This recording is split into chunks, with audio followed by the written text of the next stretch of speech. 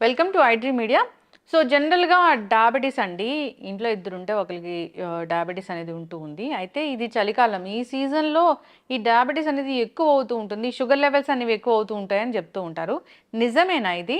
అయితే జనరల్‌గానే నైట్ ఈ sugar levels fluctuate అవుతా ఉంటాయి. సో తీసుకునే ఆహారంలో జాగ్రత్తలు తీసుకోవాలి. డిన్నర్‌లో చాలా జాగ్రత్తలు తీసుకోవాలని చెప్తూ ఉంటారు. దీనిలో వాస్తవం ఎంత? పూర్తి వివరాలు తెలుసుకుందాం. ఈరోజు మనతో పాటు ఉన్నారు ప్రముఖ internal medicine specialist doctor Rajesh Chukkala garu. Doctor గారు నమస్తే. నమస్తే. డాక్టర్ గారు, ఎన్నో ఇంటర్వ్యూస్ చేశాను మిమ్మల్ని ఈ షుగర్ గురించి. అయితే ఇది చలికాలము. అంటే సీజన్‌కి షుగర్ లెవెల్స్ అనేవి మారుతూ ఉంటాయా? చలికాలంలో వాస్తవానికి ఎక్సర్సైజ్ అనేది చాలామంది మానేస్తారు. హుహు. First thing. సో, ఎక్సర్సైజ్ మానేసినప్పుడు వీళ్ళు చేసే పనేంటి? ఎక్కువసేపు పడుకోవడం. హ్మ్. సో, ఇండైరెక్ట్‌గా యాక్టివిటీ అనేది తగ్గుతుంది. తగ్గిపోయింది.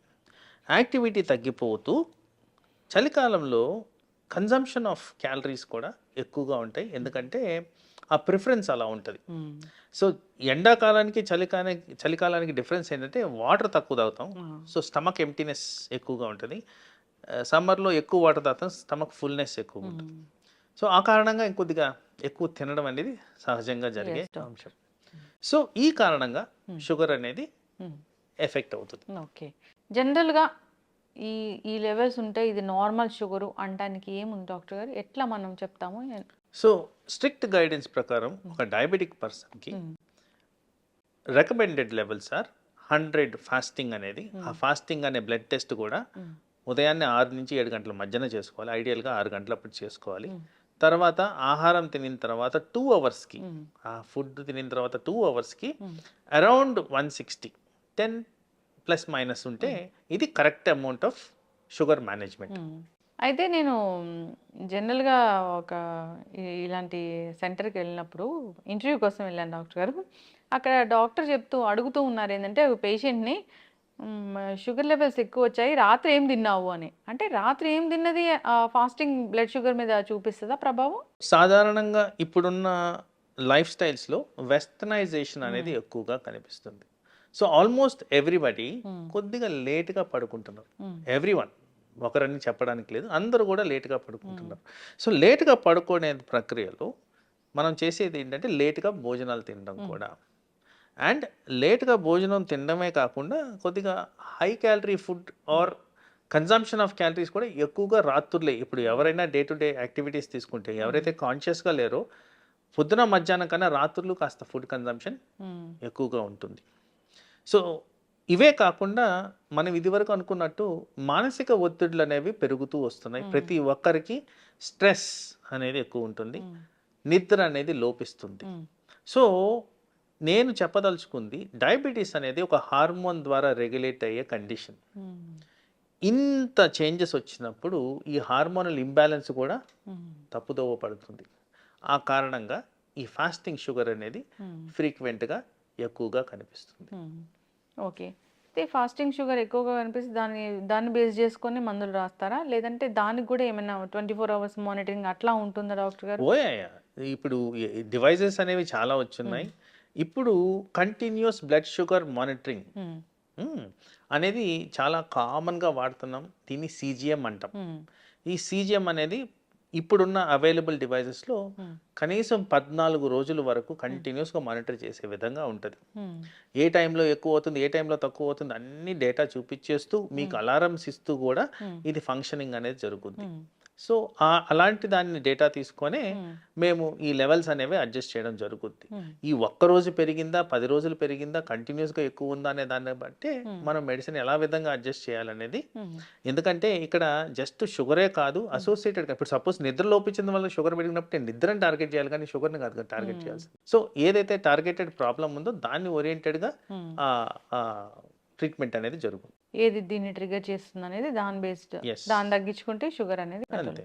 అయితే జనరల్‌గా ఇప్పుడు ఈ శీతాకాలంలో ఎక్కువగా షుగర్ లెవెల్స్ అనేవి ఫ్లక్చుయేట్ అవుతా ఉంటాయి, పెరుగుతా ఉంటాయి అన్నప్పుడు జాగ్రత్తలు ఏం చెప్తారు డాక్టర్ గారు? సో, మీ డైలీ యాక్టివిటీ ఏదైతే మేము హ్మ్. రికమెండ్ చేస్తుంటామో, అవి స్టాప్ చేయొద్దు. హ్మ్. That is the first thing. హ్మ్. సరే, ఇప్పుడు మీరు సంవత్సరం పొడుగుతా చేసి 2, 3 నెలలు మానేసినప్పుడు మీ హ్మ్. క్యాలరీ బర్నింగ్ కెపాసిటీ తగ్గినట్టే కదా! అవును. సో, దాని కారణంగా షుగర్ అనేది హ్మ్. వేరియేషన్స్ అనేవి వస్తున్నాయి కదా! హ్మ్. తర్వాత కన్జంప్షన్ కూడా మ్మ్. పెరుగుతుంది కదా. మ్మ్. సో ఇవి కాకుండా ఆ న్యూట్రాలిటీ మెయింటైన్ చేస్తే ఆల్వేస్ ఐడియల్. ఎందుకంటే ఈ వింటర్ సీజన్ అన్నప్పుడు ఒక 4 months ఉందనుకున్నాం మ్యాక్సిమం ఎక్స్టెన్షన్. మరి 4 months is a bigger chunk. అంటే ఆ పీరియడ్ అనేది చాలా పెద్ద పీరియడ్. 4 months పీరియడ్ని రిలాక్సేషన్గా తీసుకోవడానికే లేదు. లేదు. ఒకరోజు ఏదో ఒక పూటనో అంటే అది వేరు, కానీ మరి 120 రోజులు అంటే చాలా ఎక్కువగా స్పాన్. అందుకో బాడీ మీద స్ట్రెస్ ఎక్కువ ఉంటుంది, అవయాలు ఎఫెక్ట్ అవ్వడం జరుగుద్ది. పర్టికులర్గా ఆ సీజన్లో కొద్దిగా ఈ స్ట్రోక్లు, హార్ట్ అటాక్లు వచ్చేదానికి ఆస్కారం ఉంది. ఓకే. డయాబెటీస్ వల్ల కూడా స్ట్రోక్ వస్తుందా? ఓ 100%. 100%. Diabetes is the commonest reason for heart attacks in India. Commonest reason. So ఎక్కువ శాతం హార్ట్ అటాక్స్ని మనం అనలిటికల్గా తీసుకుంటే డయాబెటిక్ రిలేటెడే ఉంటున్నాయి. ఏం జరుగుతుంది డాక్టర్ గారు? ఇప్పుడు షుగర్ ఎక్కువైంది, అది హార్ట్ మీద ఎట్లా సో జరుగుతుంది అసలు? వీటిలన్నిటికీ ప్రైమరీ కారణం కొలెస్ట్రాల్ లెవెల్స్.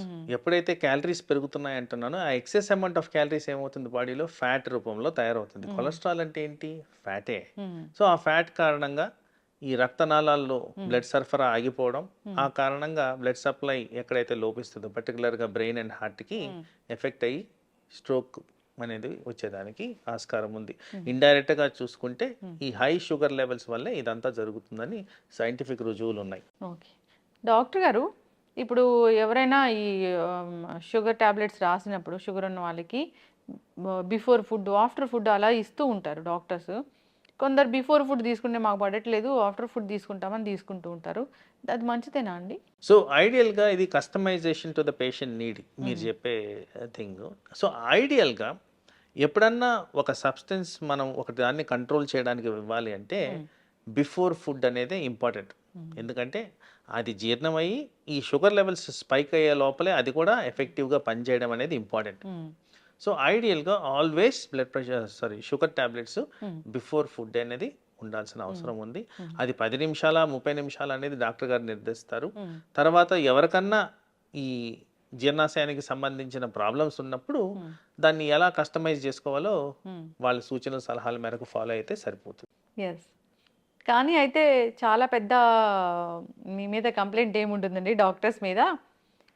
నాకు షుగర్ వచ్చింది, కానీ డాక్టర్ గారు ఏమో నాకు ఇన్ని టాబ్లెట్ రాశారు, ఓన్లీ ఒక షుగర్ టాబ్లెట్ రాస్తే సరిపోతుంది కదా, కొలెస్ట్రాల్ రాశారు, మల్టీవిటమిన్ రాశారు, ఇలాంటివన్నీ ఎందుకు రాశారు అని అంటూ ఉంటారు. ఎందుకు డాక్టర్ గారు? డయాబెటీస్ అనేది ఒక షుగర్కి సంబంధించిన వ్యాధే కాదు, పలు అవయాల్ని ఎఫెక్ట్ చేసే వ్యాధి అది.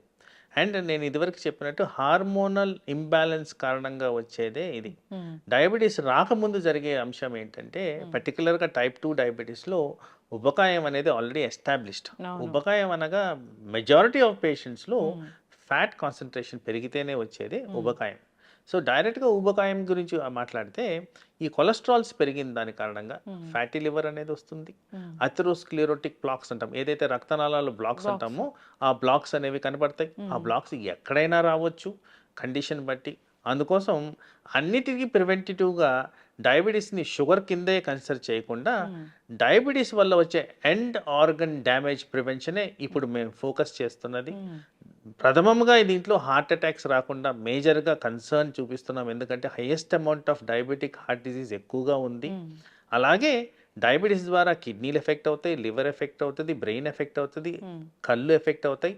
వీటిలన్నింటినీ కవర్ చేస్తూ మెడిసిన్స్ ఇవ్వాలి కాబట్టి పలు రకాల మెడిసిన్స్ ఇవ్వడం జరుగుద్ది. అది కూడా పేషెంట్ కండిషన్ బట్టి. ప్రతి ఒక్కరికి అన్ని మందులు రాయడం జరగదు, కానీ సాధారణంగా ఎవరికైతే సరిగ్గా కంట్రోల్ ఉండదో, ఎవరికైతే అవయాలు ఎఫెక్ట్ అవుతున్నాయో వాళ్ళల్లోనే నంబర్ ఆఫ్ టాబ్లెట్స్ పెరిగేదానికి ఆస్కారం ఉంటుందండి. ఎస్. అయితే డాక్టర్ గారు, చాలామంది డైట్తోని మేము డయాబెటీస్ తగ్గిస్తాము అంటున్నారు. చాలా వీడియోస్ నేను కూడా చేశాను ఈ డైట్ చెప్పే వాళ్ళతోని. నిజమేనా అండి డైట్తోని డయాబెటీస్ అనేది? దాంట్లో రాకెట్ సైన్స్ లేదు కదండి, it's common sense.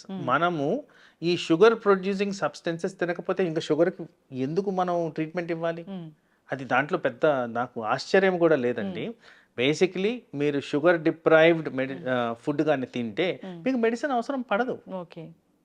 So as it is ఇప్పుడు ఒక ఫ్యాట్ కంటెంట్ తిందాం అనుకోండి, ఫ్యాట్ ఒక్కటే తిన్నప్పుడు మీకు షుగర్ లెవెల్స్ పైకే కావు. ఎక్కడైతే కార్బోహైడ్రేట్ కాన్సన్ట్రేషన్ పెరుగుతుందో అక్కడే మనకి షుగర్ లెవెల్స్ స్పైక్ అవుతున్నాయి. ఈ డైట్ అనేది పనిచేస్తుంది. సాధారణంగా మన అందరం కూడా రైస్ తింటాం. రైస్ కారణంగా షుగర్ స్పైక్ అవుతుందని ఎస్టాబ్లిష్డ్ ఫ్యాక్ట్. అవును. దీంట్లో కూడా చాలా వ్యత్యాసం ఉందండి. ఈ సోనా మసూరికి బాస్మతి రైస్కి కూడా చాలా తేడా ఉంది. సో ప్రతి రైస్లోనూ షుగర్ లెవెల్స్ పెంచే తత్వం ఉంది. రైసే కాదు, ప్రతి సబ్స్టెన్స్ లైక్ చపాతి, వీట్, ప్రతి దాంట్లో ఉంది ఆ తత్వం. సో అందుకోసం మనం తినే కన్జంప్షన్ ఎంత ఉంది, మన బాడీలో ఎలా ఇన్సులిన్ సెక్రీట్ అవుతుంది, ఇలాంటి వాటి కారణంగానే ఈ షుగర్ అనేది రెగ్యులేట్ అవుతుంది. సో ఇది రెడ్యూస్ చేస్తున్నారంటే ఆఫ్ కోర్స్ వాళ్ళు కానీ కార్బోహైడ్రేట్స్ మానిపిస్తే అవసరం ఉండదు, దాంట్లో పెద్ద డిస్కషన్ లేదు కదండి. ఓకే. అంటే సైంటిఫికల్గా అది ప్రూవెన్ అయిందా లేదా అట్లేం లేదు. డయాబెటీస్ ఉన్న వాళ్ళు డైట్ కూడా పాటిస్తూ మందులు వాడాల్సిందేనా? అంటే కార్బోహైడ్రేట్స్ తినకపోతే మందులు వాడాల్సి వస్తుంది. మరి అది కార్బోహైడ్రేట్ రిలేటెడే ఉంటుంది అది. అది చాలా అంటే కన్ఫ్యూజన్ ఉంది డాక్టర్ గారు. ఈ డైట్ తీసుకోమంటారు, డయాబెటీస్ తగ్గిస్తామంటున్నారు. ఒకవైపు డాక్టర్లు ఏమో మందులు కూడా వాడాలి, ఈ డైట్ కూడా పాటించాలని చెప్తూ ఇప్పుడు నేను మీకు ఎగ్జాంపుల్ చెప్పాను. ఇప్పుడు ఓన్లీ ఫ్యాట్ తినమని చెప్తాను. ఓన్లీ ఫ్యాట్ తినమంటే దానికి వచ్చే అనర్థాలు నేను మిమ్మల్ని అడుగుతాను. ఇప్పుడు మీరు చెప్పండి, ఒక కామన్ పర్సన్ లాగా ఎక్కువగా ఫ్యాట్ తింటే ఏమవుద్దండి బాడీలో?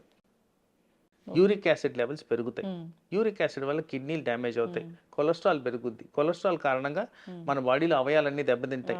మరి ఇవన్నీ ఎఫెక్ట్ అవుతున్నప్పుడు మరి వాటిని ఎవరు మానిటర్ చేయాలి? సో బ్యాలెన్స్డ్ ఫుడ్ అనేది ఇంపార్టెంట్. సో ఎప్పుడో ఎస్టాబ్లిష్ అయిన ఆల్గోరిథం ఏంటంటే balanced food, adequate amount of nutrients, adequate amount of carbohydrate, adequate amount of fat and protein అన్నీ కలిపి ఉన్నవే అది బ్యాలెన్స్డ్ డైట్. అయితే కస్టమైజేషన్ మన కంట్రీలో ఎక్కడ జరుగుతుందంటే కార్బోహైడ్రేట్ మనకి బాడీకి సూట్ కావట్లేదు. ఎందుకంటే ఏషియన్ సబ్సెట్ ఆఫ్ పాపులేషన్లో ఒక టైప్ ఆఫ్ జెనెటిక్ పాపులేషన్ ఉంది, దీంట్లో షుగర్కి సెన్సిటివిటీ ఎక్కువగా ఉంటుంది, వీళ్ళలో డయాబెటీస్ ఎక్కువగా వస్తుందని ఎస్టాబ్లిష్డ్ ఫ్యాక్ట్. ఇప్పుడు ఈ పర్సన్ వెళ్ళి మెడిటేరియన్ డైట్ కానీ తింటే, మెడిటేరియన్ డైట్స్ అంటే fibre, natural fruits, vegetables and nuts ఉన్నది తింటే మీకు డయాబెటీస్ అనేది డెఫినెట్లీ అదుపులోకి వస్తుంది. సో ఇవి మీరు కన్సిడర్ చేసుకుంటే దీంట్లో ఎక్కడ మీకు కార్బోహైడ్రేట్ సోర్స్ ఉందండి? ద మేజర్ కెలామిటీ మన దగ్గర జరిగేది consumption of rice in highest amounts. అది తగ్గించుకుంటే మనకి డెఫినెట్గా షుగర్ కంట్రోల్కి వచ్చేస్తుంది. ఇన్ని నెంబర్ ఆఫ్ టాబ్లెట్స్ కూడా అవసరం పడదండి. So rice related components or carbohydrate components కానీ తగ్గించుకో విధంగా మనం డైట్ ప్లాన్ చేసుకుంటే డెఫినెట్గా మీకు డయాబెటిక్ అండర్ కంట్రోల్ వస్తుంది. ఓకే డాక్టర్ గారు, ఇన్నేళ్ళ ఎక్స్పీరియన్స్ మీది, ఎంతో మంది పేషెంట్స్ని చూసుంటారు. ఇప్పటి వరకు జనరల్గా ఈ చూసిన వాళ్ళలో ఎవరికైనా పూర్తి స్థాయిలో మందులు మాన్పించాము, షుగర్ అనేది రివర్స్ అయిపోయింది అనేది ఉందా? జనరల్గా చెప్తారు ఏంటంటే షుగర్ వచ్చిందంటే జీవితాంతం మందులు వాడాల్సిందే అంటారు. రివర్స్ అయ్యాయండి ఎవరికన్నా? సో ఇక్కడ చాలా ఇంపార్టెంట్ క్రిటికల్ క్వశ్చన్ మీరు అడిగింది, చాలా ప్రాక్టికాలిటీ ఉన్న క్వశ్చన్. సో ఇక్కడ చాలా మందికి అర్థం కావాల్సింది ఏంటంటే diabetes is a progressive condition. ఒక్కసారి డయాబెటీస్ డిటెక్ట్ అవుతుందంటే ఆ ఇన్సులిన్ ప్రొడక్షన్ అనేది బాడీలో 50% తగ్గిపోయిన తర్వాతే ఇది వస్తుంది. సో ఆ ప్యాంక్రియాటిక్ గ్లాండ్లో డ్యామేజ్ జరిగి లెస్ అమౌంట్ ఆఫ్ ఇన్సులిన్ కారణంగా ఇది ఎఫెక్ట్ జరుగుద్ది. రెండో విధమైన ప్రాబ్లం ఏంటంటే ఉబకాయం కారణంగా ఆ రిక్వైర్మెంట్ ఆఫ్ ఇన్సులిన్ లోపించి దానివల్ల కూడా మనకి షుగర్ లెవెల్స్ ఆల్టరేషన్స్ వస్తాయి. సో వీటిని రివర్స్ చేయగలిగితే అంటే ప్యాంక్రియాటిక్ డ్యామేజ్ని రివర్స్ చేయలేం, బట్ ఉబకాయాన్ని రివర్స్ చేయొచ్చు. ఎవరికైతే రివర్స్ చేయగలుగుతానో వాళ్ళలో టెంపరీగా రిక్వైర్మెంట్ ఆఫ్ మెడిసిన్ అనేది ఉండదు. ఎందుకు టెంపరీ అంటున్నానంటే ఏదైతే ప్యాంక్రియాటిక్ డ్యామేజ్ జరిగి 50% ఆఫ్ ఇన్సులిన్ లాస్ అయిందో అది న్యాచురల్గానే తగ్గుతూ వస్తుంది. Over a period of 20 years కంప్లీట్గా ఇన్సులిన్ అనేది డిసపేర్ అయిపోద్ది. Variable from person to person. కంప్లీట్గా డిసపేర్ అయినప్పుడు కంపల్సరీ మనం మెడిసిన్ అనేది ఇవ్వాల్సిన పరిస్థితి. కంప్లీట్గా జీరో అయిన insulin levels in the body అంటే మనం బయట నుంచి ఇవ్వాల్సిన అవసరం. ఎస్, ఖచ్చితంగా డాక్టర్ గారు. షుగర్ గురించి ఇంకా చాలా క్వశ్చన్సే ఉన్నాయి. సో మనం ఈ సిరీస్ అనేది కంటిన్యూ చేద్దాము. షుగర్ గురించి ఏదైనా ఇబ్బంది పడుతున్న వాళ్ళు, టాబ్లెట్స్ గురించి కావచ్చు, ఇంకా ఏదైనా డౌట్స్ ఉంటే ఒకసారి మిమ్మల్ని కాంటాక్ట్ చేయాలని కోరుకుందామండి. చాలా చక్కటి ఇన్ఫర్మేషన్. ధన్యవాదాలు. నమస్తే.